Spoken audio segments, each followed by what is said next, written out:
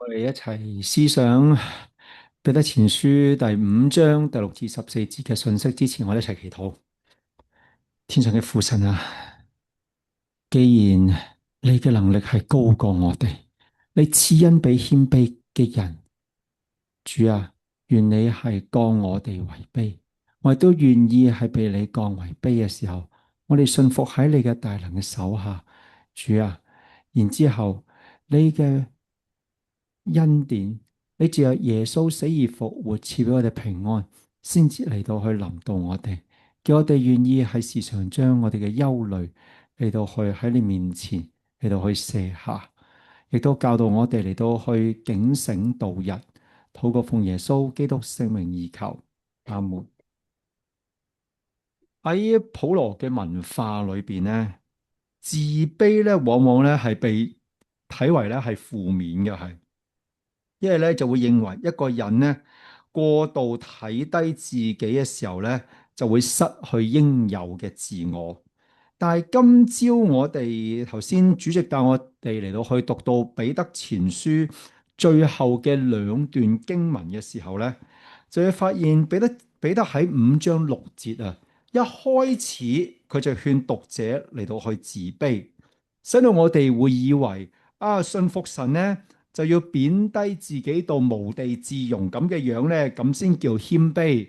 或者咧，譬如人哋叫我哋幫手做咩，我哋都話：哎呀，唔好啊，唔好啊，唔好啊，我唔得噶，我唔得噶咁樣，咁先叫謙卑啊。但係咧，其實彼得前書第5章呢度講緊自卑咧，就唔係咁樣嘅自卑啊。佢係接續緊5章5節教導我哋要嚟到去謙卑。係要當時受苦嘅信徒，同埋我哋今日都要喺神面前係謙卑嘅順從喺佢大能嘅手下，唔好過度高舉自己以致到驕傲。所以我哋今日睇彼得前書第5章6至14節嘅時候，我哋會一齊睇就係呢一段嘅經文吓，其實係2段我拼埋做一段嘅，係教導我哋咧係有3個方法。使到我哋咧喺日常生活當中謙卑服喺大能嘅手下。第一個方法就係將憂慮卸俾神，5章6至7節。第二個方法就係要謹守同埋警醒，5章8至11節。第三就係要互相鼓勵，係5章12節至到14節啦，係。咁我哋一齊嚟睇下。我哋要謙卑服喺神大能嘅手下咧，第一就係要將憂慮卸俾神啊！我哋一齊再讀彼得前書5章6至7節一次。所以你們要自卑，服在神大能的手下，到了時候，他必叫你們升高。你們要將一切的憂慮卸給神，因為他顧念你們。咁你見我有啲字咧，呢度就用唔同顏色標咗出嚟噶嘛，用綠色嗰啲啊。咁呢啲咧就係呢段經文嘅重點，咁所以咧我就係會講嘅，係。咁所以點解就會你見到用唔同顏色嚟去標出嚟咯？彼得喺5章5節咧，就吩咐信徒係要以謙卑嚟到去束腰啊，即係話時時要以謙卑嘅態度嚟到去彼此相待。咁喺5章6節咧，所以你們要自卑咧，就係呼應住5章5節嘅。頭先我講過，自卑喺呢一度咧，實際上係謙卑啊，係同5章5節嗰度話要謙卑相待，同埋咧係神阻擋驕傲的人，賜恩給謙卑的人，係同一個希臘字嚟嘅，係。咁所以咧，彼得喺呢度咧，第6節咧係繼續勸緊讀者係要謙卑。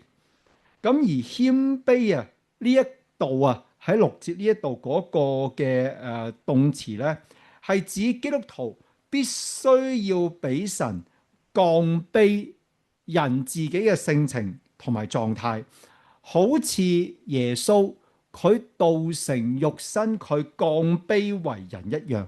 並且耶穌係降卑卑微到係要死喺十字架上，禁嚟到去謙卑嘅係。所以神嘅旨意咧，就係要使人降服喺佢嘅權柄，同埋喺耶穌嘅救贖之下，咁就叫謙卑啦。所以信徒如果係要稱耶穌為救主咧，就係一定要跟從喺神嘅誡命同埋原則之下，順從神大能嘅手同埋生活嚟去做人，甚至喺當時啊，仲要效法耶穌受苦嘅榜樣。受苦嘅榜樣就即係話喺彼得寫呢個彼得前書嘅時候咧，就係嗰啲人啊，係要為耶穌嘅名係被辱罵、被捕，甚至有陣時咧係要殉道添嘅係。咁喺第六節講話神大能的手下，咁神大能嘅手即係指咩啫？係要謙卑，謙卑就要服喺大能嘅手下。咁神大能之手嘅意思咧，就即係話偉大嘅能力。大能嘅手咧，一方面係指偉大嘅能力。彼得叫讀者啊，係要順從神嘅權柄，超越當時羅馬嘅權柄。神大嘅手同埋佢力量，即係佢大嘅能力咧，係能夠保護相信佢嘅人嘅。例如咧喺舊約裏邊啊，大能嘅手咧喺舊約係時都用嘅。舉一個例俾你睇下，喺出埃及記13章第13節，當神吩咐摩西吩咐百姓要去守逾越節嘅例嘅時候咧，摩西就同百姓係咁講，我一齊讀出埃及記13章3節。摩西對百姓說：你們要紀念從埃及為奴之家出來的這日，因為耶和華用大能的手將你們從這地方領出來，有酵的餅都不可吃。呢個大能的手就係講到保護，就係講到救贖，因為神用佢嘅大能嘅能力嚟到去將以色列人由埃及嗰度咧嚟到去救出嚟，所以佢哋要紀念逾越節食呢個無酵餅。但係咧，神嘅手啊，亦都可以比喻做審判同埋彰顯神嘅憤怒嘅。我哋一齊嚟到去讀一讀喺舊約裏邊嘅先知書啦。以西結書20章33至34節一次。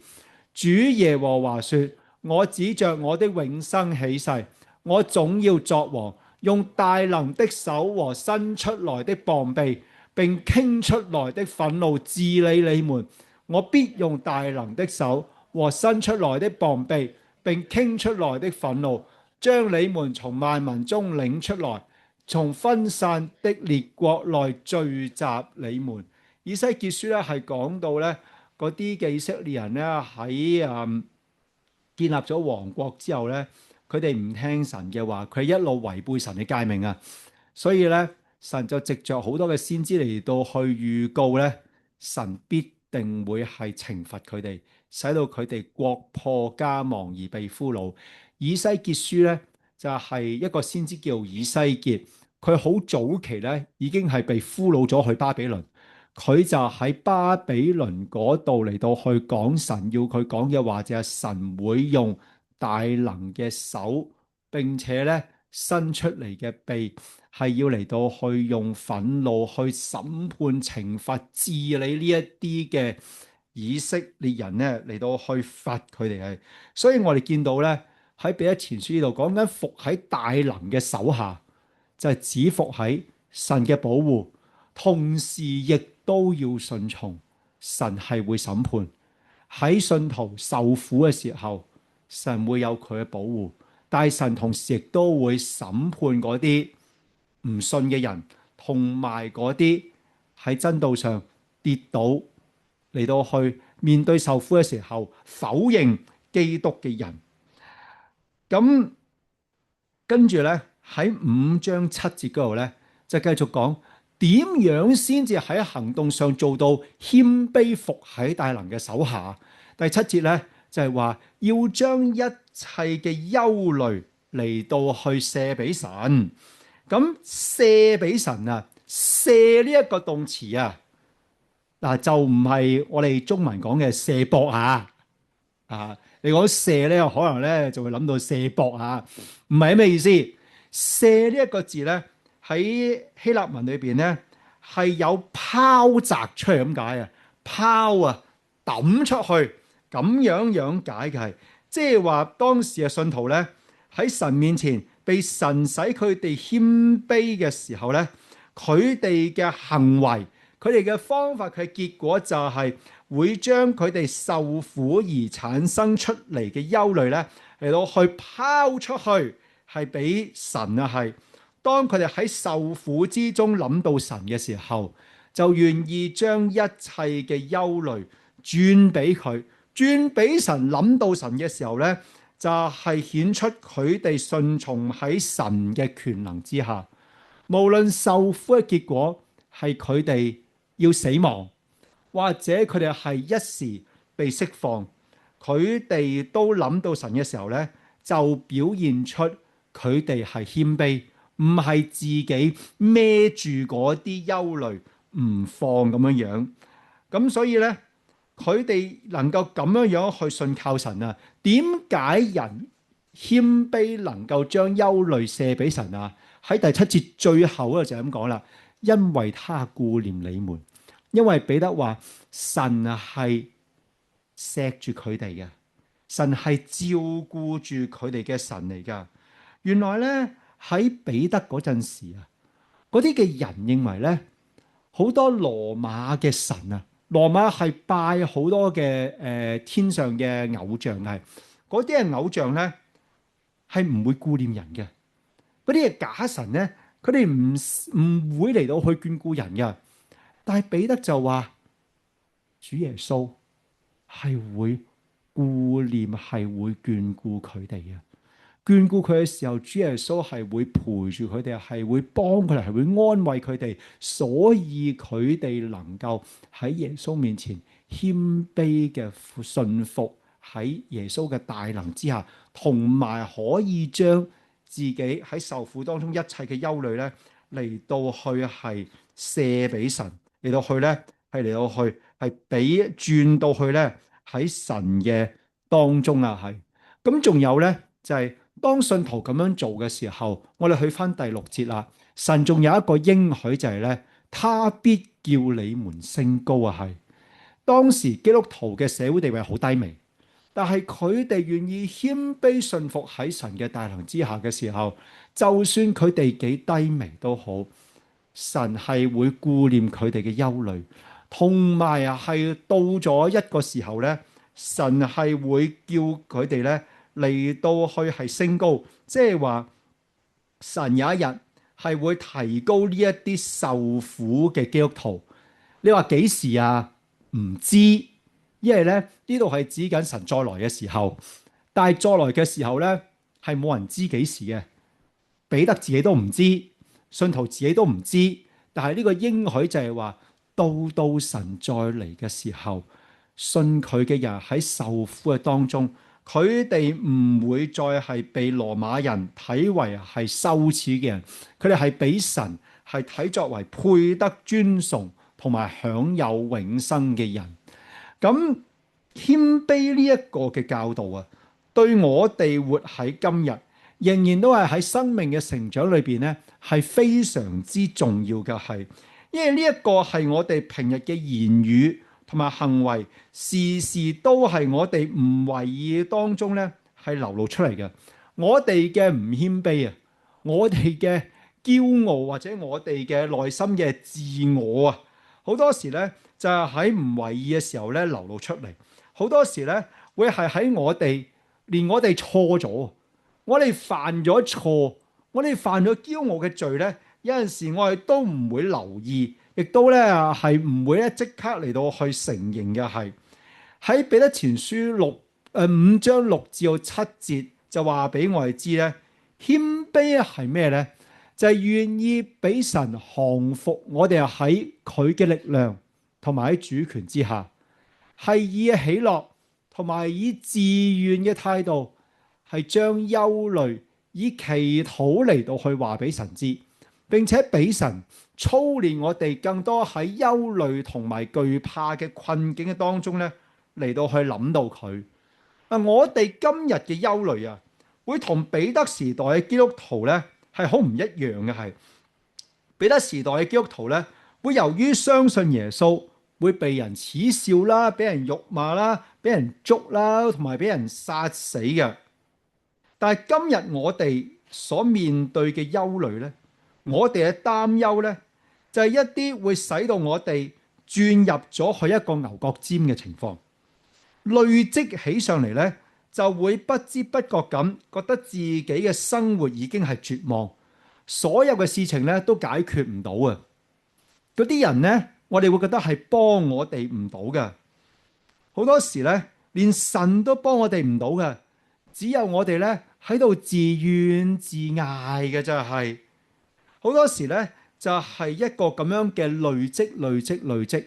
我哋遇到一個情況，係一個我哋睇為負面嘅情況，我哋嘅內心可能就會話：哎呀，慘啦，唔掂啦，哎呀，我處理唔到啊！跟住咧，如果有人嚟話幫手啊咁嘅時候咧，可能我哋咧太憂慮嘅時候就覺得啊，唉，佢幫唔到我噶啦，唉，你幫唔到我噶啦，或者話你唔明噶啦，又或者咧咁樣嘅時候咧，就會覺得點啊？誒，唔好煩住佢啦，佢好忙噶。啊，我哋人好多時興咁樣講嘅，唔好煩佢啦。但係呢啲嘅說話咁樣累積嘅時候咧，就使到我哋咧轉咗一個係憂慮嘅牛角尖，覺得呢個世界冇啦，我哋唔掂噶啦，咩都唔得噶啦，係咁樣嘅時候咧，而且我哋咧係唔嚟到去神嘅當中嘅時候咧，我哋就冇伏喺神嘅大能之下啦，係。但係咧，彼得話俾我哋知，我哋要將憂慮卸俾神，先係顯出我哋嘅謙卑。原來彼得話要將憂慮卸俾神去顯出謙卑咧，佢係用緊舊約嘅一句說話。我哋一齊讀詩篇55篇22至23節一次啊！你要把你的重擔卸給耶和華，他必撫養你，他永不叫義人動搖。神啊，你必使惡人下入滅亡的坑，流人血行詭詐的人必活不到半世。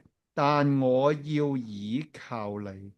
原來咧喺詩篇呢一度講就係話，嗰陣時咧詩篇呢篇寫嘅時候咧，就係有啲嘅人咧，佢哋係唔敬畏神、唔聽從神嘅話咧，就嚟到去咧係取笑啊、威逼啊、敬畏神嘅呢個嘅詩人嘅作者啊，咁所以咧，即係詩人就寫話咧，係要將呢啲嘅重擔嚟到去轉去俾神。原來咧，神一定係會眷顧，神唔會叫公義嘅人咧嚟到去動搖嘅。係，所以我哋見到，當我哋好憂慮嘅時候，當我哋覺得咩都唔掂嘅時候，係更加要諗到神嘅同在同埋救贖啊！係頭先我講嘅一系列我哋內心嘅呢啲說話，都係要嚟到去藉着諗翻，唔係，雖然睇落去係咁啫，但係神眷顧我噶噃，神藉着耶穌救我噶，我要嚟到去翻去主嘅面前，嚟到去將我擔心嘅嘢嚟到去求告佢。例如我哋嘅身體會漸漸嘅衰老，或者有時我哋照顧患病嘅家人，真係去到力不從心嘅時候，當我哋為呢啲嘅嘢憂慮，我哋可以喺祈禱嘅當中嚟到去同神講，將呢啲嘅憂慮話俾神聽嘅。神係會一直俾我哋有能力、有方法幫我哋嚟到去面對呢啲嘅問題。或者有陣時係一句聖經嘅話，可以俾我哋做人嘅觀念咧，係有一個嘅轉變，使到我哋能夠靠住神咧去面對呢個憂慮，同埋咧係願意伏翻喺神嘅大能之下嚟，去表現出我哋真係悔改、謙卑跟隨主嘅人，或者有陣時係我哋要嚟到去透過問人嘅幫助，或者咧嚟到去同人講，嚟到去咧喺讓神當中嚟去工作咧，去解決我哋呢一啲嘅憂慮啊。係譬如有一個人，呢一人咧，佢忙碌嘅時候咧，佢成日會擔心自己做啲乜嘢嘢都做得唔好嘅。咁於是呢個人嘅內心裏邊咧，就一路一路累積好多負面嘅情緒，覺得自己咩都唔掂啊，覺得自己做咩都唔得嘅係，而且累積到咧，有陣時咧，佢突然間會想咩咧？會想了結自己嘅生命啊，想咁樣嚟到去逃避嘅係。但係呢一個人咧，佢自己一諗到係想死嘅時候咧，佢又諗到神叫佢唔好咁做。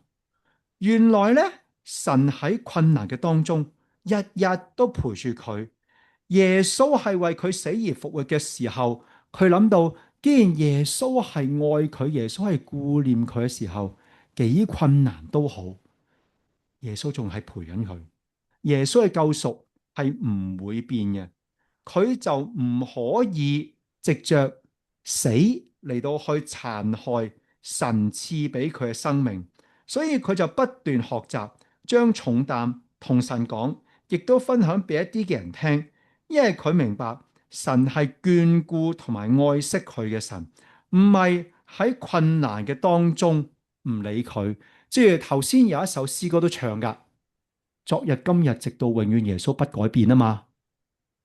耶穌對我哋嘅救恩係唔會改變嘅，但係我哋咧就要喺憂慮嘅時候，要嚟到去諗翻神，要伏翻喺神嘅當中，藉着嚟到去翻返去神面前，嚟到去求告佢，嚟到去將自己嘅憂慮講俾神聽，同埋咧係嚟到去求神帶我哋點樣揾方法嚟到去面對去解決，嚟到去咧係謙卑順服喺佢嘅大能之下。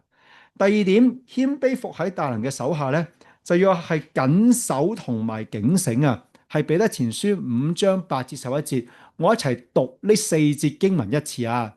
務要謹守警醒，因為你們的仇敵魔鬼如同哮叫的獅子，遍地遊行，尋找可吞吃的人。你們要用堅固的信心抵擋他。因為知道你們在世上的眾弟兄也是經歷這樣的苦難，那賜諸般恩典的神曾在基督裏召你們，得享他永遠的榮耀。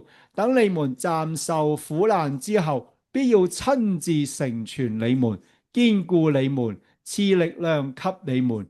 願權能歸給他，直到永永遠遠。阿門。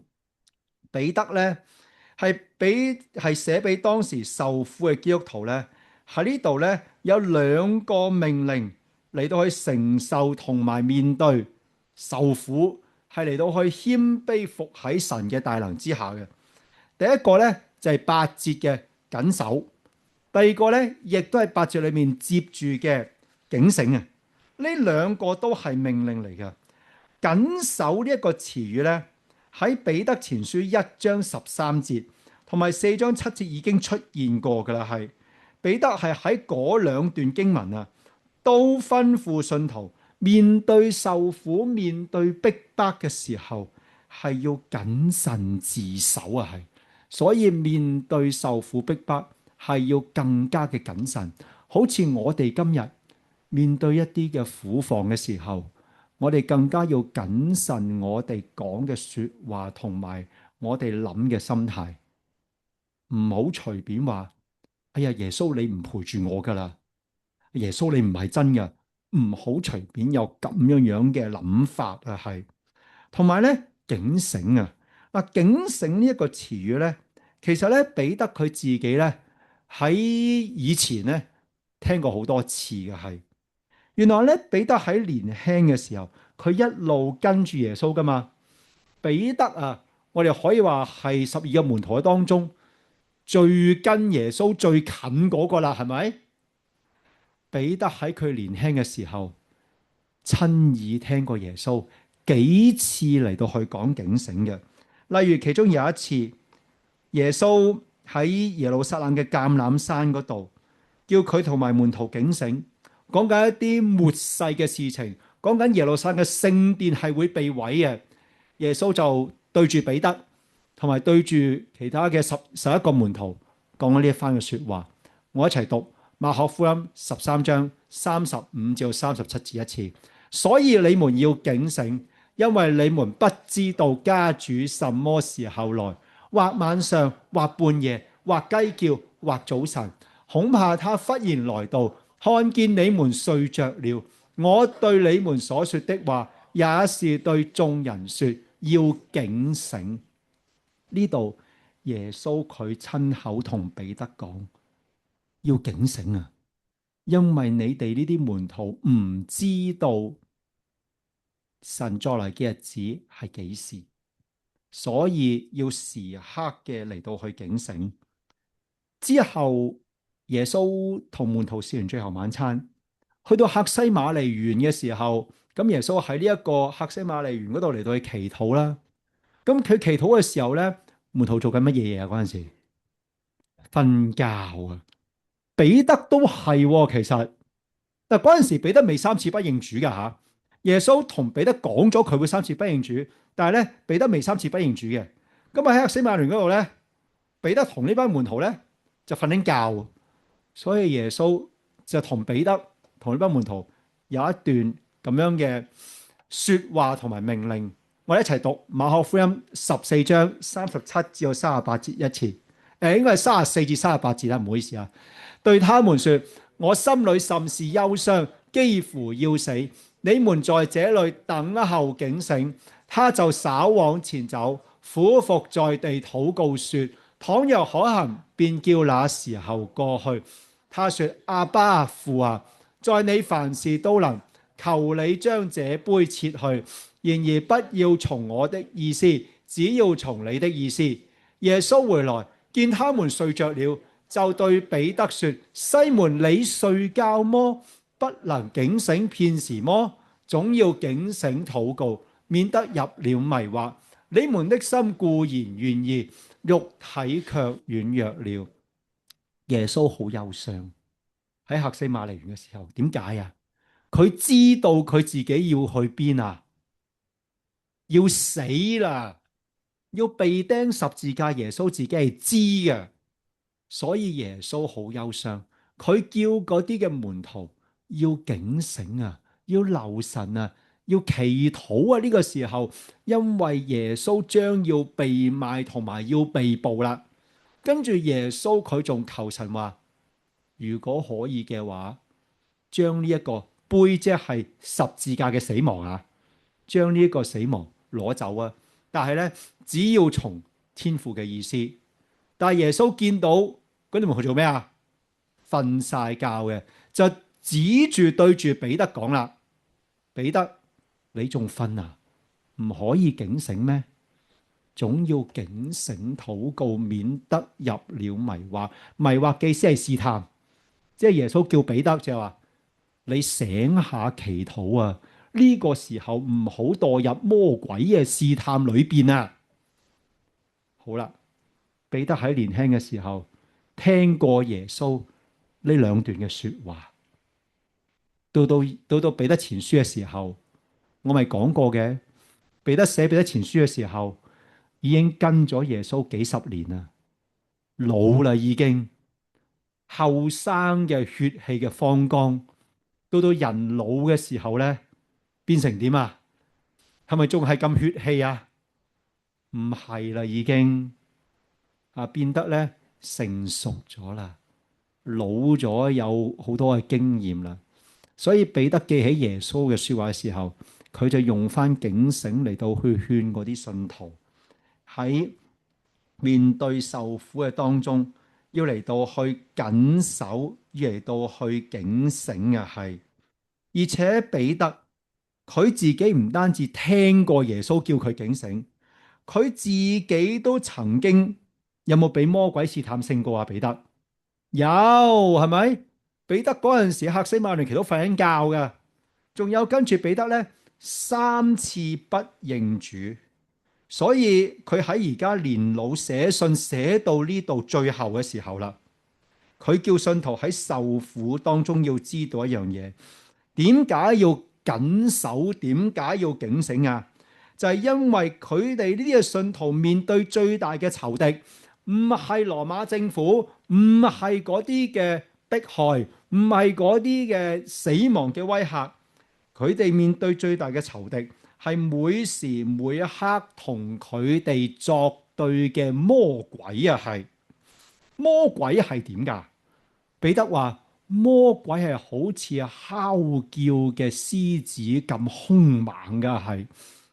大家有冇人見過獅子啊？親眼見過真嘅獅子有冇見過？有。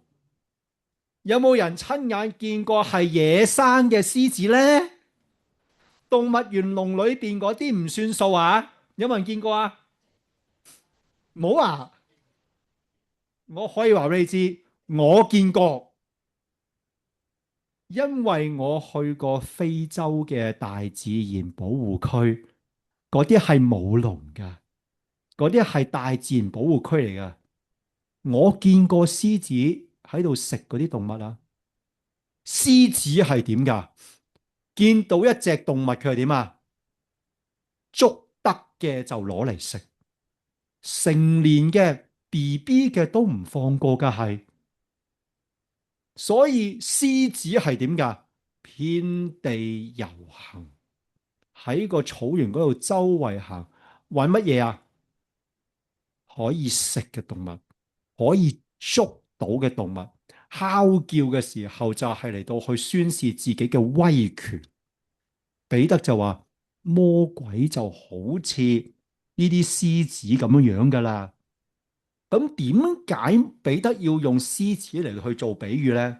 原來咧喺羅馬嘅文化咧，獅子係好普遍嘅。嗰啲嘅獅子係用嚟喺邊度出現噶？通常就喺鬥獸場嗰度，同一啲嘅戰士比試啊，即係嗰啲戰士同獅子嚟去鬥，邊個生存嘅咪贏咯。所以佢哋一諗起獅子嘅時候咧，就好容易會明白咧，就係咧係獅子嘅兇猛，或者咧就係基督徒好多嘅時候被捕啊，去到最後嘅時候咧係被捉到去鬥獸場嗰度，係被獅子咬死而殉道嘅係。所以咧喺嗰陣時，彼得係以獅子嚟到去比喻魔鬼咧，喺當時嘅信徒嚟講咧，係好容易明白嘅，係聯繫得好深切嘅係，尤其是係針對嗰啲經唔起受苦而否認基督嘅人咧，嗰啲就係好似被獅子吞吃咗嘅動物一樣，魔鬼就會吞吃呢啲唔信或者經唔起受苦考驗而否認基督嘅人。既然魔鬼咁兇猛啊，彼得喺5章9節就鼓勵受苦嘅基督徒咧，係更加要抵擋魔鬼啊！係啊，抵擋咧都係一個命令嚟噶。點抵擋啊？係咪用劍、用刀、用矛嚟到去擋啊？唔係，魔鬼都見唔到嘅，點用武器啫？堅固嘅信心。彼得係叫信徒要用堅固嘅信心嚟到去抵擋魔鬼。我曾經喺彼得前書嘅講道系列當中咧，我講過咩叫信心嘅係。信心咪就係，我知道耶穌係主，我知道要嚟教會，我口講我信咁啊得嘅。原來信心咧係有頭腦上嘅知識，喺頭腦上我曉得耶穌受苦、死亡同埋復活嚟到去拯救我哋，並且咧耶穌係要我哋認罪悔改，接受佢主宰我哋嘅人生。呢個係頭腦嘅知識，但係頭腦知識咧係要加上實際嘅品格同埋行為嘅，要喺實際嘅品格同埋行為嘅當中都要跟隨，都要下決心嚟到效法耶穌啊！咁樣先叫信心啊！即係話信心咧係要有知識，仲要有決心，仲要有埋行為，咁樣先至係堅固嘅信心啊！係，所以基督徒以咁樣堅固嘅信心咧，就能夠一齊嚟去抵擋魔鬼，並且基督徒佢哋會明白喺世上嘅眾弟兄都經歷咁樣嘅苦難，彼得係提醒佢哋，佢哋嘅受苦，佢哋嘅苦難喺當時已經係有其他信主嘅弟兄姊妹行過啦，受過苦啦。當時已經係有人咁樣受苦，都能夠係以堅固嘅信心抵擋住魔鬼，係嚟到去撐得住嘅。係佢撐落去嘅時候，點樣嚟到去係有神嘅支持啊？10至11節咧，就係彼得前書喺呢封信裏邊嘅一個正文裏邊嘅總結。彼得前書15章10至11節咧，就係叫信徒睇翻神啦。好似前面講，將憂慮卸給神，你睇翻神啦。神係一個咩嘅神啊？諸般恩典嘅神啊！神係充滿所有恩典嘅，尤其是喺耶穌基督嘅死亡同埋復活嘅當中，係呼召呢一啲受緊苦嘅人係出嚟到去係享有基督嘅榮耀。所以將來有一日，基督徒受苦之後，等佢哋喺地上受過苦難之後咧，神有一日會再翻嚟，會成全呢啲基督徒，堅固佢哋，賜力量俾佢哋。嗱，賜力量呢度出現咗2次啊，其實係即係佢係4個動詞啊，成全信徒、堅固信徒、賜力量同埋堅立信徒。所以咧，呢4個動詞啊，係更加鼓勵受苦嘅基督徒喺受苦嘅當中要仰望神嘅恩典同埋力量。因為11節講啦，所有嘅權能係全部歸俾神，直到永永遠遠。權柄唔係屬於羅馬帝國嘅，唔係屬於係要佢哋受苦嗰啲人啊。彼得要基督徒睇到神嘅權柄超越羅馬，佢會成全，佢會堅立佢哋，所以要以堅固嘅信心謹守警醒嚟到去抵擋魔鬼咧，咁就係服喺神嘅大能之下，就係嚟到去謙卑啦。係今日我哋雖然肉眼見唔到魔鬼啊，但係咧魔鬼今日仍然都係咁兇猛嘅，係可以好似獅子咁樣咧，係將我哋捉咗去試探我哋去犯罪嘅。係其實我諗我哋每一個人都會感受到，就係話單靠自己嘅聰明同埋能力咧，絕對不可能係贏到魔鬼嘅。魔鬼比我哋勁好多嘅。係所以我哋一定要誠心跟隨耶穌，要謹慎同埋警醒喺神嘅道嘅當中，喺信心嘅當中，先能夠抵擋魔鬼啊！因為保羅咧喺以弗所書4章27節咧，佢咁講嘅，一齊讀啊！也不可給魔鬼留地步啊！保羅係話要做一個喺神嘅光明裏邊，要做神認為光明之子咧，有好多嘢要嚟到去行嘅。其中一樣就係咧，唔可以俾魔鬼留地步，即係話我哋一定要謹慎警醒，唔可以俾機會俾魔鬼嚟去勝過我哋。我哋要睇到天父嘅權柄係永永遠遠嘅，係唔係靠自己，係靠神。神嘅大能同埋恩典肯定係勝過魔鬼。好似如果我哋讀啟示錄，讀到最後嘅時候，約翰預言末日嚟到嘅時候，神最終係會完全擊敗同埋毀滅魔鬼同埋魔鬼嘅權勢。今日我哋活喺世上嘅時候呢，我哋就要不斷斷謹慎同埋警醒啦，係。但係我哋會覺得過一個唔犯罪嘅生活咧，好困難嘅噃。有陣時我哋都有啲引誘，就係話滿足自己嘅慾望同埋私心，去犯罪同埋去逃避一啲嘅責任或者咧有陣時咧，有啲人會點啊？有冇見過有啲人咧揸車撞親人走咗去嘅？你睇新聞就會有啦，係咪？嗰啲人咧，佢哋點啊？佢哋咧係想嚟到去逃避責任，係有魔鬼嘅試探，係有罪惡喺佢哋嘅內心裏邊係。但係咧，我哋知道咩咧？企圖逃避責任嘅時候咧，喺神嘅眼光裏邊係犯咗更嚴重嘅罪行係。有人同我講，佢話講大話嘅人咧係好辛苦嘅。講大話嘅人咧，其實罪惡係好大嘅。我問佢點解啊？佢就話，因為講大話嘅人咧，佢一定要記住自己講過啲乜嘢大話。佢講完一個大話之後，有陣時要用第二個大話嚟到去冚佢第一個大話，再用第三個大話嚟去冚佢第二個大話，如此類推。佢可能一段時間講咗 X 咁多個大話，講到佢都唔記得咗佢自己講幾多個大話，同佢講咗乜嘢大話出嚟。到佢俾人督咗出嚟嘅時候，就點啊？咪真相表露無遺咯，係。所以人係會犯罪，佢唔勝過魔鬼嘅試探，俾魔鬼勝過嘅時候咧，就會自招麻煩啦。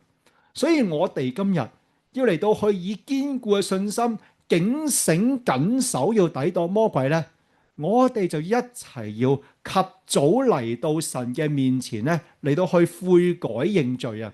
當我哋願意及早嚟到去神面前悔改認罪嘅時候，並且願意俾神重塑我哋嘅行為咧，就能夠漸漸培育謹守同埋警醒嘅性格啦。仲有咧就係及早悔改嘅好處啊，就係我哋能夠更快仰望神嘅寬恕同埋憐憫，體會神能夠一路建立同埋堅固我哋同佢嘅關係。尤其是當我哋面對好多自己覺得好難處理嘅事，即係憂慮嘅事咧，更加要謹守同埋咧嚟到去警醒係。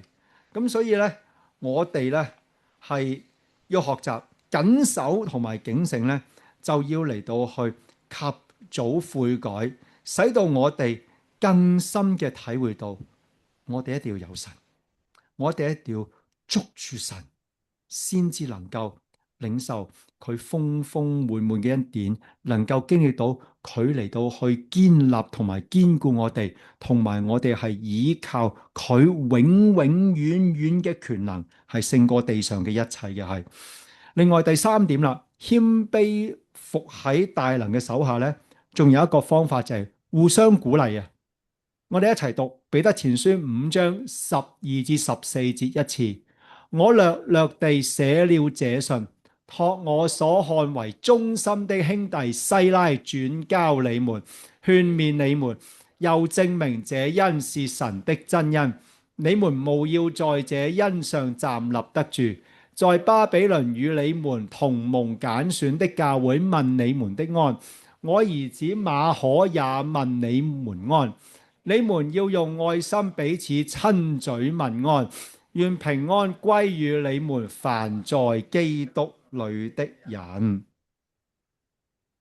我睇翻我喺電腦嘅記錄呢，彼得前書由頭開始講到呢度最後啦，已經最後3節啦，已經講咗超過1年啦，係由舊年9月開始講啦，已經係1年零2個月啦。咁就係主，我哋一齊讀呢個彼得前書咁長嘅時間，我哋終於嚟到最後呢3節啦。最後呢3段，最後呢3節嘅經文，彼得喺呢度咧係用希臘文化一般嘅格式嚟到做結束，就係問安啊，係彼得喺呢度嘅問安，其實有啲似保羅書信嘅。你如果睇保羅書信，你會見到咧，通常保羅書信最後咧就係向好多嘅同工、好多相信佢嘅人咧嚟到去問安嘅。其實咧彼得呢度咧都係差唔多嘅，係。咁彼得咧就喺呢度話，佢叫西拉係將呢一封信，即係彼得前書咧嚟到去轉交俾呢啲喺幾個省裏邊嘅信徒，嚟到去勸勉佢哋又係。咁有可能就係咧呢位西拉咧，佢又同保羅同工，佢又同彼得同工。西拉做嘅可能就係幫彼得同埋保羅咧，係穿越羅馬唔同嘅省，係做好艱巨嘅聯絡工作啊！點解我話當時嘅聯絡工作係好艱巨呢？因為嗰陣時咧係冇汽車嘅，嗰陣時係冇飛機嘅。喺古代嘅時候，人要由一個地方去一個地方，點去啊？點去啊？搭11號，搭11號唔係巴士，係用咩啊？腳啊，行路啊！哇！喺羅馬嘅省份啊，喺土耳其啊，行路由一個省行到另外一個省啊，要好長、好長、好長嘅時間嘅係。好似你如果試下，有冇人試過喺多倫多行，要行幾耐啊？我啊識有人試過，由大多倫多最北 Newmarket 行啱街，直行到去湖邊，沿住啱街直行，行咗幾耐啊？行咗幾耐知唔知啊？一日朝早10點鐘一路行，中間有啲休息，行到落市中心嘅時候呢，就係夜晚凌晨1點鐘啊！你話耐唔耐啊？嚇，真係得，因為佢哋後生。不過行完之後隻腳起晒水泡，腳痛，行到真係行到啊！我試過由 Younger Bloor 行到去湖邊，行幾耐呢？半個鐘。我嗰陣時後生，因為廿幾歲，而家仲得唔得呢？而家未必得咯，而家年紀大咗啦嘛，因為啊，所以呢，你諗翻嗰陣時，西拉係要將彼得呢一封信要轉交俾呢幾個省嘅信徒嘅時候呢，呢幾個省係大省嚟嘅，其實要行好遠嘅路啊，係好辛苦嘅，係咁，所以呢。最重要嘅就係咩呢？雖然地方遠，雖然行路要好長嘅時間，但係呢，佢哋仍然都唔放棄。為咗咩啊？為咗要證明呢個恩典係神嘅真理，係神嘅恩典啊！佢哋係為咗真理，為咗要見證神真實恩典，藉着耶穌死亡同埋復活，使人有重生嘅生命。佢哋係願意嚟到去彼此問安，願意嚟到去行咁遠都好，要彼此眷顧同埋關懷。所以彼得喺12節再要勸信徒係咩啊？12節最後一句啊，務要在這恩上站立得住啊！因為彼得知道信徒要受苦係好難嘅，所以彼得喺最後嘅時候再講一次。要喺神藉着基督嘅救贖重生呢個嘅恩典當中，要喺呢個真道上嚟到去站穩啊！彼得仲安慰佢哋就係話喺巴比倫同你哋蒙揀選嘅教會都問你哋安。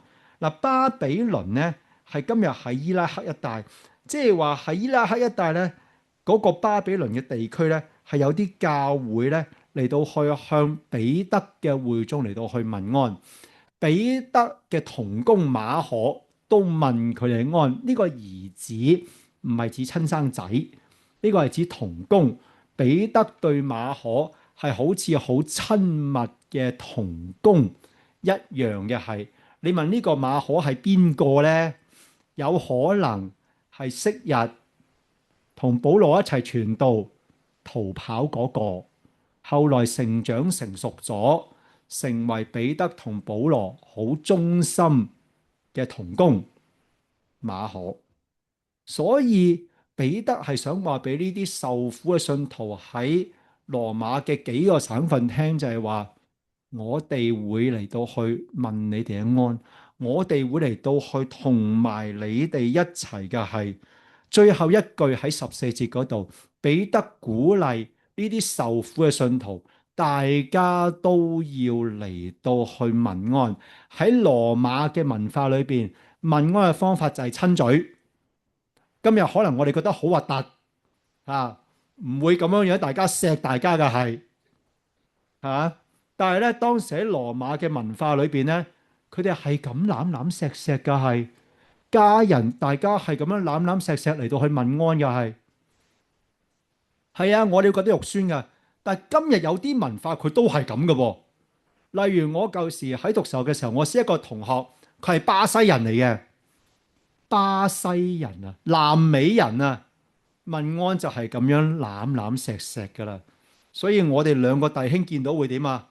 握手我哋攬噶嚇，唔介意噶。因為我尊重佢，南美洲巴西就係咁樣嘅文化，但係唔係叫我哋今日要咁做啊！我哋今日要問安，但係以今日嘅文化嚟到去，你可以握手，你可以大家傾偈，咁樣嚟到去問安。同埋咧，彼得仲話係願平安歸於你哋凡在基督裏嘅人，嚟去結束呢一封書信啊！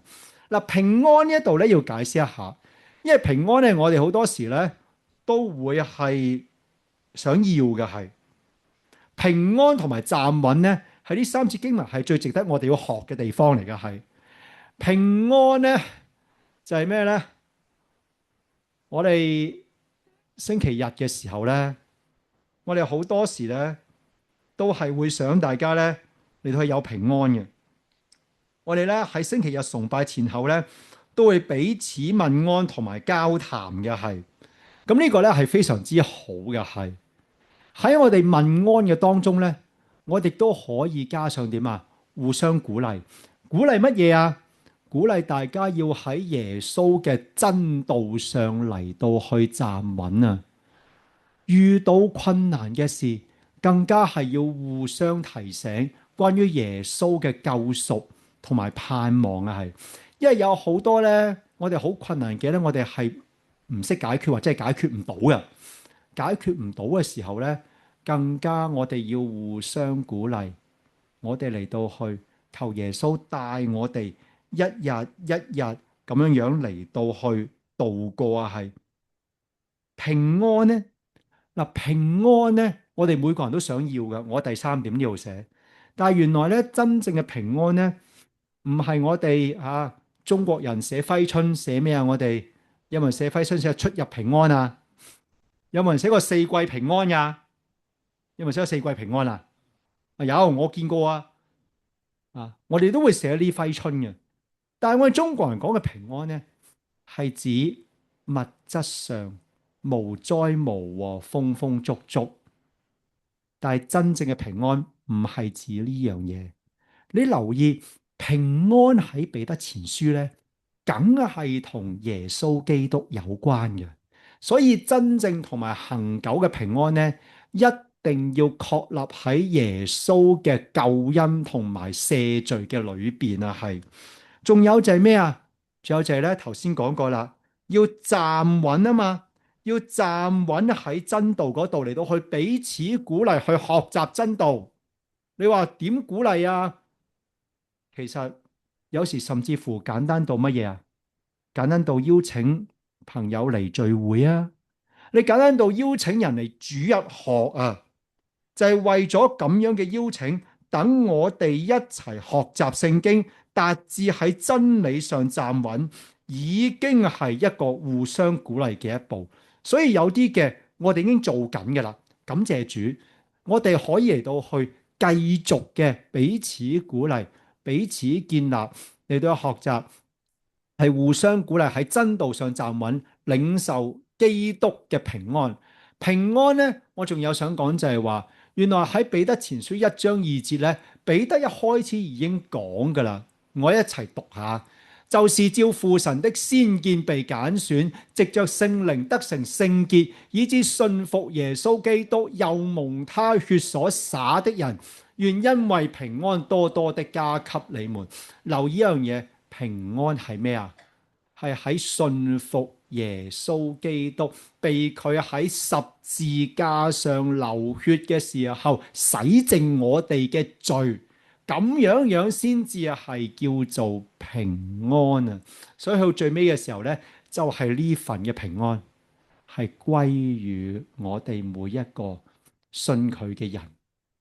好啦，彼得前書頭先我講過，今日係最後一次講啦。我嚟到去思想翻喺呢年幾裏邊講過成卷嘅書卷，我體會全卷書嘅信息，我會歸納為咁樣樣：喺耶穌裏重生，有堅韌嘅信心喺逆境嘅當中嚟到去站穩。彼得前書好多時講耶穌嘅流血救贖係使我哋重生，我哋嘅回應就係好似受苦嘅基督徒咁樣樣喺逆境嘅當中嚟到去站穩嘅時候，就係有堅固有堅韌嘅信心。咁就係我全卷對呢卷書信全卷嘅信息嘅一個嘅總括嚟嘅。咁今日呢，係喺呢個6章14節，即係5章6至14節呢，就嚟到去講到話，我哋呢係要喺日常生活當中謙卑服喺大能嘅手下，將憂慮卸俾神，要謹守同埋警醒，同埋咧係要互相鼓勵。所以願我哋今日效法喺彼得嘅時代嗰啲受苦嘅基督徒，係要喺生活嘅當中時時諗到神憐憫同救贖嘅恩典，使到我哋謙卑跟從佢，喺生活當中警醒，同埋咧係與神同行。我一齊祈禱。天父啊，願我哋每一位喺生活嘅裏邊，我哋雖然冇好似彼得嘅時代咁多嘅受苦嘅基督徒因着信仰而受到生命嘅逼迫，但係主啊，叫我哋喺憂慮嘅當中，我哋願意謙卑嘅信服你，願意將我哋嘅重擔嚟去卸俾你，亦都願意喺生活裏邊我哋謹守你嘅道，嚟到去遠離罪惡，你嚟到去幫我哋勝過魔鬼嘅試探。主，我亦都為到喺呢個世界裏邊，好多仍然係為着堅守你嘅道而受苦嘅基督徒嚟到去祈禱。主，你知道世界有好多嘅角落係有基督徒因你嘅名而受苦嘅，願你堅立佢哋，願佢哋係越嚟到去面對苦難嘅時候，越嚟到去見到基督你嘅恩典，你嘅永生，你嘅救贖係越真實嘅。求主你堅立，亦都教導我哋時時都為到佢哋嚟到去祈禱，奉主耶穌名而求，阿門。